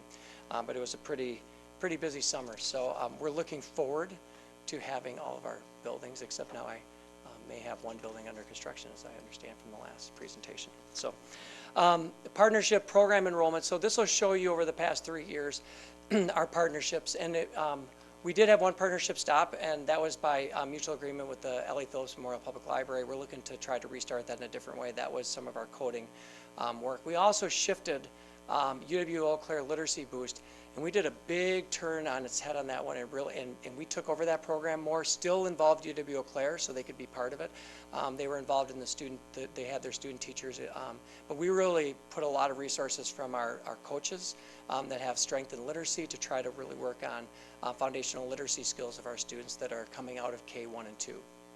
But you can see again, we've had a real nice growth with our partnerships over time. Some of these did also have to get canceled that first week, especially Parks and Rec, YMCA, and the Boys and Girls Club, which we weren't able to run. We also had a couple other ones with the Children's Theater and Chippewa Valley Theater Guild that had to be truncated that first week because of that. Even in spite of that, we still had pretty decent enrollment. We saw it grow. We continue to have a lot of interest, and we're going to talk about ways we try to manage that as well. This was something that has been a big push for us in the last couple of years, and these are different programs that allow a family to start their child at one point and possibly pick them up at that point, or we might move them in between so they don't have to leave work or try to track their child down to move them from point A to point B. We're not trying to pull children away from families, but if they are away from families, we think we can do an outstanding job, and we can really provide a great experience throughout the day, especially if it's difficult for the family to try to move their child from point A to point B. So typically, and even in my head, I remember doing this, if you have a 1-hour program, you'd have to leave work, give yourself a half hour at least to get your child, then get them back to that program, and then you either have to decide to wait or you have to go back to work, and by the time you're back there, you already have, you can see the chasing around. If we can try to minimize that as much as we can for families, we really like that. For example, the busing for Boys and Girls Club, students can leave our schools and walk, actually they eat and then they walk right in the bus, and then the bus whoops them right down to the Boys and Girls Club, which they'll share more about that story in a moment. Likewise, we work with Parks and Recreation where they can actually stay on site and then do playground curriculum. We've done Beaver Creek Reserve, and we've actually done some district busing, which again leads from the Boys and Girls Club. There's a theme in this. Boys and Girls Club is a pretty big partner for us. We've done programming with the Boy Scouts all day. This is the Camp Brunswick experience on the southwest side of town. And then we have the partnerships again with Boys and Girls Club and the Beaver Creek Reserve. The Theater Guild as well, connecting those two because they are in such close proximity. We have these are two partners out at UW-Eau Claire, Bilingual Beginnings and the Priory Pioneers. They are both half-day programs, and if you sign up for both, we feed you lunch in the middle. Family doesn't have to ever come out and get you, which is a great opportunity for kids to be able to be immersed out at the Priory. Camp Invention is a full week, all-day program. We serve them breakfast, we serve them lunch. And Chippewa Valley Theater Guild, the Shakespeare Workshop, is a full-day experience for our high school students. We have a program with the Chamber that goes up to a 2-day retreat up in, I think it's Trago. The Girl Scouts have a full-day STEM workshop.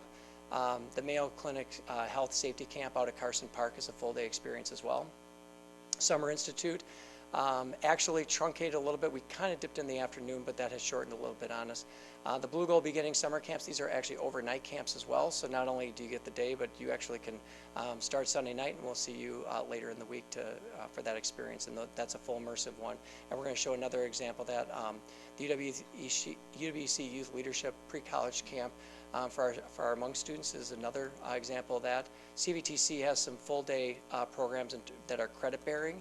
Our Upward Bound program as well is an on-site resident program, as well as Stouts program is also resident. So there's a great opportunity for our kids to be involved in that you start hearing about the post-secondary experience to actually be on college campuses, staying in dorms, doing a lot of their work there. So it's a really great opportunity for students to not only have full-day experiences, but to do it in an environment that they don't normally get to be part of. A lot of these programs as well target students that do not come from advantaged backgrounds, so they really do provide an opportunity for students to that would normally not have that experience, either overnight experience or even a regular day experience as well. So we're pretty excited to see those, and we're going to continue to try to expand them as well.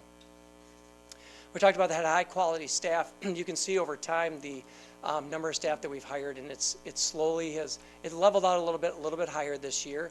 And the big difference here, and way at the beginning, I had this little district of distinction, and I blew right past that. We earned that distinction last summer for trying to remove barriers for students. And the two biggest barriers we've removed, well, there's actually many. Food is a big one. Transportation is another one. A third one was medication. So we didn't used to support students in their medications, which doesn't sound like a big deal, but it's a pretty big deal. And so we hired nursing staff now to be on site to be able to support students so that they can have their regular medication experiences, because we don't want that to be a big inhibitor for students to participate. And this big one is our special education investment. So we have really done a lot with, especially with SEAs, the special ed assistants, special ed teachers, to really try to ensure that we take down a lot of barriers for students. This is not a requirement for us to do this. The district does this because we want to engage as many of our students that want to be part of the program as possible. And so we've really done a significant investment to try to do that. And our team goes through literally every kid that enrolled. You go back to that enrollment page. I'm going to go back to that enrollment page. They go through being punished for actually going backwards. They go through each one of these enrollments and look for students with disabilities to make sure that they have the appropriate needs. Now, that's a lot of students and a lot of enrollments to make sure that we've gone through them, but they go through every student to make sure that they have the appropriate supports in place so that they can actually participate as fully as possible into the programming. Now I got to quick do this again, so sorry for going backwards. The planning guide, the last couple of years, this is, I believe, our third year for putting it all in one place. I remember when we first took it over, the thing was all over. Now I get complaints a little bit that it's just so much and overwhelming in one place. So I think we're just going to keep it in one place. And we continue to try to redesign this thing to try to have it make sense, but there's a lot there. And somehow people navigate that. It comes out. I will tell you, it's a very stressful place around our office in January to try to get that book out so that it actually hits mailboxes in time for the registration, which typically is right around March 1st. The enhancements, and one of our biggest enhancements is related to the book, and that was the early bird in-person registration. One of the things we did this year, and we did it for a couple of years, we've had registration on site here, but this last year what we did is if you showed up the day before in person, you could actually register here instead of having to try to win the online battle for some of the spots in our programs. And people say, why don't you offer more spots? It's kind of like a rubber band. I can only stretch it so far, and really the rubber band in this case is number of staff. So we will talk to our partners saying, can we do more? And sometimes we are simply limited by the number of staff that they're actually able to hire. And so sometimes we do have to limit some of our partnerships. So we opened this building, and I think we started at 4:30, and the place was, this front foyer was already packed by about 3:45. We have to work a little bit on the flow management of human beings. We were a little stunned by that, but our goal was to try to get as many people access to registration without having to win that online battle. And so we got the right people here, but we just had a lot of them, and so we're going to work on that this next year to try to improve that experience for folks. There's a couple of ways we think we can take care of that. Another enhancement was, right now, we do have busing for all students that goes between programs. So the busing to the Boys and Girls Club, the busing to our strength and conditioning, those are all done for all students. Title I is always supposed to be above and beyond that, which the district provides. And so the Title I busing is the busing to and from home. So to and from home is Title I busing for the elementary schools. We actually added our 2 middle schools this year. So we had this was a little bit, if you can imagine, the footprint of middle schools is much bigger than elementary. And so we had a few hiccups on this, but for the first time we're actually able to bus to and from home for those 2 schools. Parks and Rec and the YMCA, we also, again, back to that adult challenge of trying to get enough staff, we had a challenge with the middle school program. It's 2 3-week programs, and so we were running into difficulty trying to staff both of those, and we reached out to Parks and Rec and the YMCA to see if they would help us staff the second of the 3-week programs, and so they did that this year, and it was a big success for us. We had a lot of enrollments, and so it was a pretty interesting mix because students at the middle school, we want to make sure that if they're coming to, especially if they're coming to music lessons, we want to make sure that they have programming around that, because believe it or not, middle school students might kind of end up where you don't always want to end up. So we try to make it so that you are either, if you walk in that building, you're either in a program or you're in the music, and we actually staff the IMCs as well so that they had a safe place to be. So, and then the other place was the cafeteria. So we made sure that in the middle school experience, because of Parks and Rec and offering that programming, we were actually able to make a safe place for students to be the entire day in those buildings. We did add the junior achievement, the food truck experience down at the Pablo Center, which we were pretty excited about. We added a cross-country camp out at North High School, which had a lot of kids. I think we were around about 60-some kids in grades 3 through 8, and then we had some high schoolers as well. We got up near about 100 total kids. And then CVTC added some dual credit courses. And I know blueprint reading doesn't sound really exciting, but when you say art to part, it sounds a lot cooler. We had a lot of kids sign up for that as well. And we did so this is the type of thing summer school brings. It brings some really creative programming that we've been very excited to bring. And our families in our surveying that we ran immediately afterwards tell us this as well. Overall, the numbers of 3 through 5 is 98%. The 3s and 4s has been actually increased. So we were at 10% in the green last time, so we kind of moved a little bit more of that towards our 5 and 4s. And we get lots of feedback, and we read through that feedback, and we use that feedback to help make decisions for next year, which has been really a really good way for us to grow our program. Just to give you an idea as well, we actually have to count the minutes of instruction when kids are there. So every time each one of you would be sitting in class, we actually count the minutes. And to give you an idea, this last year, it's over 24 million minutes of instruction. So that's a lot of time our kids are involved in our programming. So, and that's cumulative, right, for each person of those enrolled students.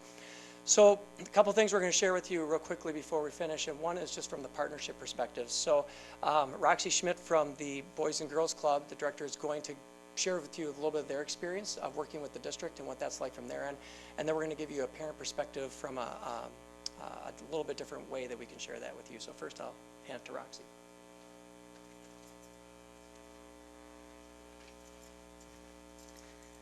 Hello and good evening. So just to give a little bit of a history, I've worked at the Boys and Girls Club for 7 years. I've had the privilege to see how the school district and our partnership has continued to grow. When I first started at the club, our partnership was Monday through Friday from 8 to noon, no transportation, no additional partnerships, all transportation and all travel time was on that of the families. So in working with Jim and the rest of the school district, we really were able to collaborate and be a part of that development. That changed our partnership, still Monday through Friday, but instead of an 8 to noon, it turned into an 8 to 3. And that also then included the ability to have transportation. So through the Boys and Girls Club, our partnership in the summer is all about curbing learning loss. From our perspective, we want our families in the schools when their summer school is providing that detail in the school so that they have that direct contact with school staff. In addition, we curb learning loss by having an 8 to 3 program that allows us to also hire certified teachers and teaching assistants. By having them on site, we are able to really collaborate from the scheme of we branch out, we have a flexible schedule, we really curb learning loss by having that partnership, but we want to provide that outside experience. We want to collaborate with our community, and we want to be able to provide students that maybe struggle in school at times with the opportunity to continue learning on an educational basis, but have that opportunity to get up and walk around, to be able to pace, to be able to have additional help, and then be able to collaborate with our other community. As Jim mentioned, we really see ourselves as the hub, especially when we moved into our new building at Oxford about 3.5 years ago. We really wanted to be able to collaborate on a higher level, and so by partnering with Beaver Creek, we're able to have ourselves be a hub. Students come to us, they then get bussed out, again aiding in family communication. They can drop their kid off early, stay at the club until the bus arrives, and then go on an additional field trip as part of the school district. In addition, with the Theater Guild, we're able to partner, be able to have kids specialize in that camp at the theater, leave the club, go and have that community experience, and then return. Over the time of having our Monday through Friday 8 to 3, we've seen high retention from teachers. We have teachers emailing us in January and February seeking this opportunity in addition to summer school. New this past summer, we also, with the IEPs, we for the first time were able to have actual IEP staff on site so that we can have higher behaviors, make sure that they can maintain safety, and make sure that they have those outlets that they need to be successful if and when one of our camps is not really kind of hitting in that right stride for them. In addition, we're able to offer a variety of partnerships, but really it's all about aiding families. And so we've had high retention for families, saying that the Boys and Girls Club has helped them get to work on time, stay at work, not have to take extended lunches, and not have to leave early because they can go to work knowing that their child is somewhere safe. Or they can drop them off at summer school at that direct school and know that they have safe transportation immediately following lunch to be able to finish out the rest of the day so that they both finish their day on time and hopefully successfully. And then really just the flexibility that we've had to partner, being able to hire certified teachers, being able to then collaborate on a higher level through that partnership with the school district so that teachers can be on site, make sure that they can have the flexibility of our schedule, which is we've altered to really a summer camp feel that in the morning it's a Monday through Friday half-day summer camp, and in the afternoon we increase curbing learning loss, while also increasing social competency. So we focus on leadership, we focus on that rec space, and we focus on getting out in our community to make sure that students, through the partnership, understand the importance of giving back, the importance of the fact that the Boys and Girls Club exists because of partnerships that exist in the community, and hopefully, even right now, see themselves as a part of that community as well. Thanks.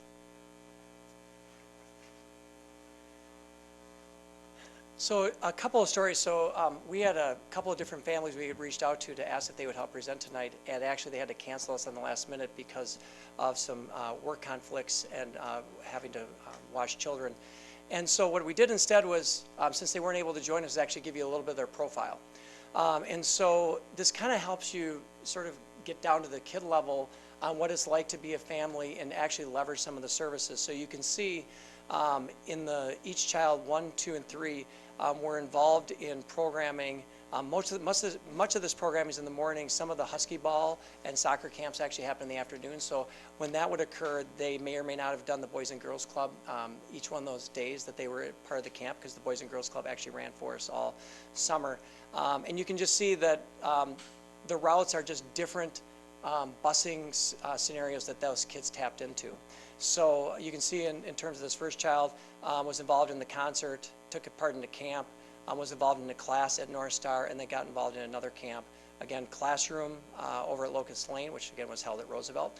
Another couple camps, and then again class, and then another couple of camps. But in each case, these children from the same family took the different routes to get to the Boys and Girls Club, and so they get dropped off. Actually, in this particular case, these two children would have taken the bus from home to Roosevelt, which was, again, Locust Lane was held at Roosevelt. This child would have taken the bus to North Star, and then they hop a different bus to get to Boys and Girls Club, and then the family picks them up down there at the end. We've had, like during the school year, every once in a while we have a kid miss a bus. It happens very infrequently. But what happens, our office is actually very vigilant and knows, because we had this happen a couple of years the first year, and families that when we reached out to them to basically talk through and apologize and try to work it out have told us very clearly, we need this to be in place for us to participate. And it's, when you hear these stories, it really does motivate you to ensure that we don't have any mishaps, because they really do need it. I mean, they would not be able to participate in this programming if they did not have the busing that was there. The second one, this is family profile 2. Again, the older child got involved in off-road biking out at North Star, and a couple of the concert programs and classes at North Star, and then took the bus down to the Boys and Girls Club. And then Davy, this one, the Boys and Girls Club actually also swung by the YMCA. And so so one child gets off at the Boys and Girls Club, the other one gets off at the YMCA because they're right down there. We actually had a third stop, the Junior Achievement that was at the Pablo Center. We also had a stop for that as well too. So somewhere in my retirement, I'm going to go into the busing business with Jim Phi, because it's really, each year are going to try to keep expanding this, because we know that transportation's a huge deal. And we're not quite ready to start serving supper, but we might look into that in one of these years. So questions that you might have for myself or Roxy about the programming or anything else that we shared? Commissioner Harder. Thanks for presenting this, and thanks for the great work that you and our team does expanding this and improving this summer program. And it's so important. One of the reasons I think it's really important is this summer learning loss, and Roxy mentioned it, and the potential for this to help minimize that, which we know it has a lot of effect potentially. Have we had the ability to get some stats on that? And thank you for asking that question. I just got to get up to this slide. So we started that last year. And remember I said how we have not had this data until this year? And so now that we have this data, we started doing the analysis last year, but the problem we ran into was multiple variables. We didn't know, like, if a child was in the Locust Lane third grade program, we also didn't know if they were in all these other programs as well. So now that we actually have that data so that we can figure out, we can actually start doing analysis, because is it because of the Locust Lane program, or is it because of the Locust Lane program and the Literacy Boost program, right? So so now that we actually have this data set, we can actually go back. We got halfway into it and they were like, we had too many variables. We now actually can start to do that analysis this year for the first time, so we're excited to dig into that. We actually have to wait a little bit because we're waiting for the first round of screeners. So we'll look at the screener data from the spring and the screener data in the fall, and then we'll start to do that analysis. That's fantastic. Yeah, I mean, I think there's a lot of benefits to a program like this, but the student achievement piece of it is, yep. Yeah, that's great. Thank you. Dr. Nordin. I don't have any questions, just a few comments. First of all, as a frequent consumer of Eau Claire Summer School offerings, thank you for all your hard work. It is one of our family's great joys to sit down with that book when it comes and flip through page after So page. you used to wait for the Sears Christmas catalog, now you get the. Yeah, Eau Claire we School- don't, yeah, that's February. not there anymore. Christmas so we in need- late February. It really is. There's so many check marks and dog ears of programs that we want to consider signing up for. I also am very good friends with one of the special ed teachers, and I'll just say on her behalf that your focus on adding SEAs and really supporting students with special education needs was outstanding this year. She really reported that her teaching was made so much easier by having good support staff around.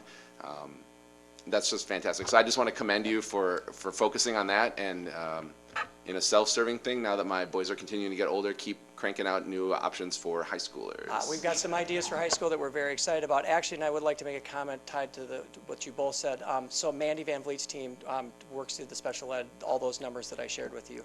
But we actually have a team that's even broader, and we brought this team together. It goes across the board. It's everything from buildings and grounds, food and nutrition, from all the curricular areas, from our enrollment, et cetera. And we pull this group together, and we pull them together as often as they need to meet. And we go through, they scour every little thing about summer school that they can think of, and we simply go around the room and we just work it from everything from HR to buildings and grounds, like I said.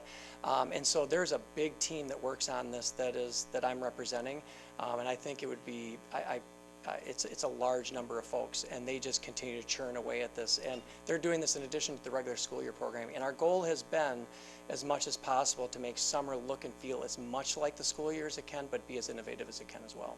By as much as it can, meaning the supports and things that are in place during the school year. Commissioner Luganville? Yeah, I just want to say thanks for this presentation, and I've said it before, but this summer school program that we have in our district has just ballooned over the last several years, and it's really fabulous. So, and Roxy, thank you so much for staying through this exciting meeting to speak at the end. And I think your Boys and Girls Club is really just a perfect example of the strong partnerships that make our community better and enhance our school district. So thanks a lot for staying and talking to us. That meant a lot. She gets the partnership of distinction for hanging out that long. Questions from the public? I actually have one more, if I may. Commissioner Harder? I know that you mentioned the elastic band you're straining against, which is staffing, and it's understandable. Is there anything that the board can do to help with that you can think of? It's the same problem that K-Marks has in trying to recruit people. It's just literally the number of bodies that we can try to get to. And we did a lot of creative things this year to try to add people. And again, the more that staff help us design it, the more that they are tied into it as well. So we continue to try to reach out to our staff to have them help design our programming, because the more that happens. But like I said, it's just literally, because to lead programming you have to be DPI licensed, and so that's one of those minimum things, and that makes one of our bigger challenges. So we just continue to, and it's a time, it becomes very difficult. It's a time when people are trying to get away for a little bit and rejuvenate. So they're not always as eager as I am to crank out a good 10 minutes, but it's just a whole different, sometimes it's a very different way of experiencing students, and it is a very rejuvenating experience once people dip into it. So. Yeah, I'm sure. Okay, thanks. Any more questions? Hearing none, then I would like just to thank Jim and Roxy's leadership and the dedication and the quality of your work. We really appreciate it.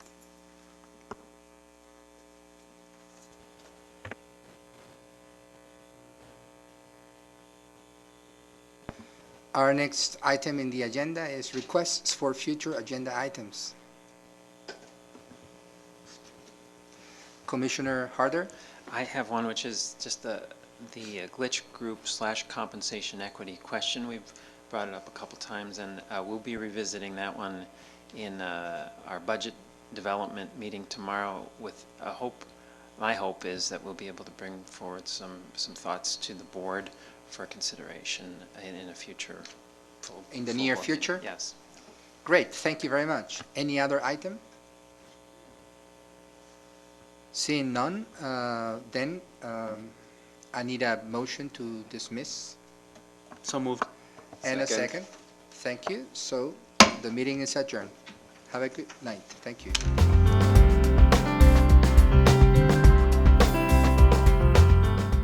This program was brought to you by a cooperation between Newsworks and the Eau Claire Area School Board. Newsworks is made possible by continuing community support. If you would like to volunteer or make a donation, please contact us via phone at 715-839-5067 or online at valleymediaworks.org.